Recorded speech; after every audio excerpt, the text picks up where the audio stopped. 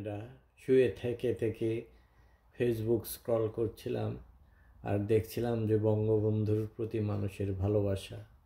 এখনও যে বঙ্গবন্ধুকে এত মানুষ ভালোবাসে, তাকে শ্রদ্ধা করে, আমি কেন তাকে এত ভালোবাসি, এত শ্রদ্ধা করি? কারণ তার ব্যক্তিত্ব, কারণ তিনি আমাদের অনেক কিছু দিয়েছেন।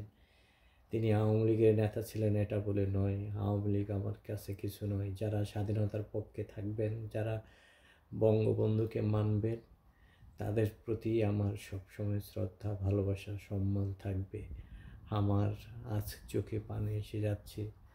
আমি দেখছি আমার অনেক সহকর্মী বঙ্গবন্ধুর ছবি দিয়ে বিনম্র শ্রদ্ধা জানিয়েছেন। একটা কুলাঙ্গার দেখলাম, আমাদের জাগো নিউজে ছিল, এখন টিভিতে আছে। কি বিভৎস, কি বিকৃত মনস্ক মানুষ এরকম হতে পারে? আমি জানি না বঙ্গবন্ধুর প্রতি তার কেন এত বিদ্বেষ।